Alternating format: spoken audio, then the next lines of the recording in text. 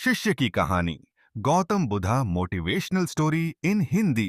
Gautam Buddha motivational story in Hindi. शिष्य की कहानी। गौतम बुद्ध के मठ का यह नियम था कि उनका कोई शिष्य जब भी कभी बुद्धत्व को प्राप्त कर लेता, तब उसे कहा जाता कि एक दिशा में चले जाओ और आसपास के जो लोग हैं उनका ज्ञान वर्धन, उनकी जो आत्मा और चेतना जागृत करने का प्रयास करो और उनको सद्मार्ग पर लाना है। उनका एक शिष्य था जो 6 साल से मठ में रह रहा था और तपस्या कर रहा था। एक दिन वह परेशान हुआ और सोचने लगा कि मेरे गुरुदेव ने मुझे आदेश क्यों नहीं दिया। इसी बात पर नाराज होकर वह गौतम बुद्ध के पास गया और कहने लगा कि मेरी तपस्या में ऐसी क्या कमी रह गई? क्या मैंने ज्ञान अर्जित नहीं किया और अब तक आपने मुझे आदेश नहीं दिया कि जाओ जाकर किसी दूसरे जगह पर अपना ज्ञान बांटो? और क्या मैंने बुद्धत्व प्राप्त नहीं किया है? तभी गौतम बुद्ध ने शिष्य से कहा, सुनो, तुम्हें थोड़ा और समय लगेगा यही समय बिताऊं। यह बात सुनकर वह शिष्य चिढ़ गया और कहने लग गया कि गुरुदेव, आपके ज्ञान में कमी रह गई और आप मुझे ज्ञान नहीं दे पाए।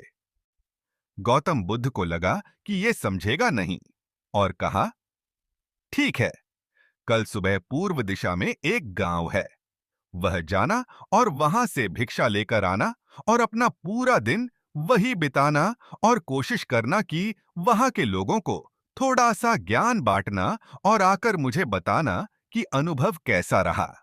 वह शिष्य बड़िरिधा खुश हुआ और उसको लगा कि अब तो बात बन गई, अब मुझे आदेश मिल गया।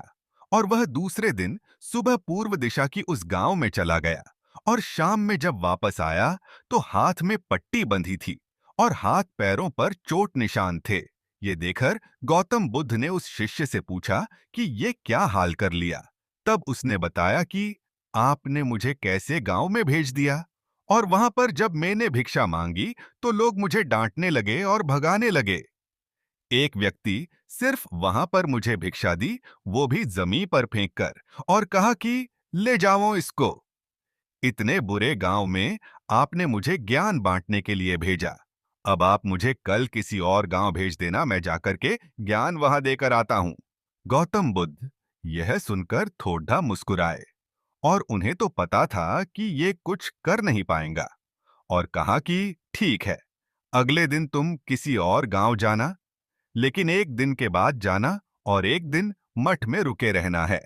अब की बार गौतम बुद्ध ने अपने दूसरे शिष्य को उस गांव में भेजा जहां अपने उस शिष्य को भेजा था, और शाम में जब वह शिष्य वापस लौटा था तो उसकी भी हालत वही थी और हाथ पैरों में चोट लगी और पट्टी बंधी हुई थी।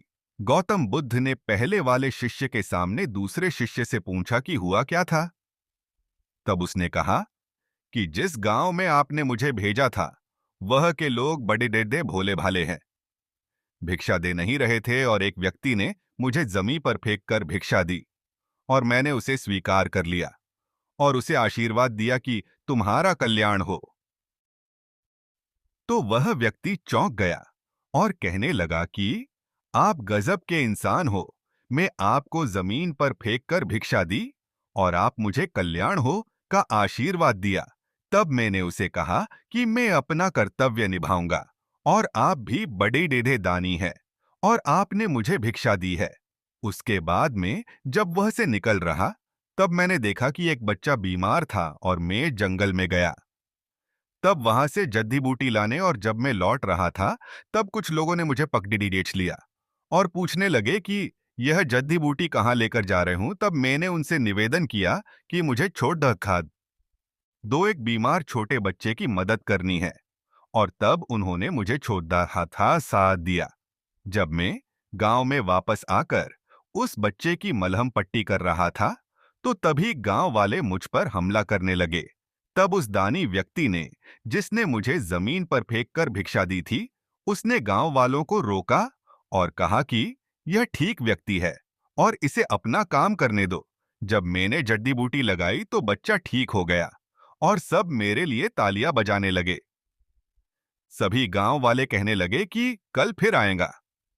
गुरुदेव, मुझे कल फिर उस गांव में भेजिएगा, क्योंकि वह बड़े ही भोले लोग हैं। समझते नहीं है, बस प्यार बहुत है। और अब की बार कोशिश करूंगा कि थोड़ा प्यार और उनके पास पहुंचाने का, और ज्ञान उन तक पहुंचाने का। वो सब ज्ञानी तो, लेकिन बस जब अनजान व्यक्ति से बात करने में डरते हैं। वो जो पहला शिष्य था, जो एक दिन पहले उसे गांव में गया था, वह सुन रहा था और समझ रहा था, और गौतम बुद्ध की चरणों में गिरकर बोला कि गुरुदेव, कमी तो मुझ में ही थी। आपने ज्ञान तो बहुत सारा दिया, लेकिन मैं उसे आचरण में नहीं ढाल पाया, और मैं अहंकार को ऊपर रखा और उसी गांव के लोगों को पहचान नहीं पाया, और मार खाकर चला आया। और मार तो इन्होंने भी खाई, लेकिन इनका अहंकार मिट चुका है, और ये समझ चुके हैं कि वह लोग भोले भाले हैं, और हमें उनसे अलग तरीकों से व्यवहार करना होगा, और ज्ञान को आचरण में ढालकर उन लोगों तक पहुंचाना होगा।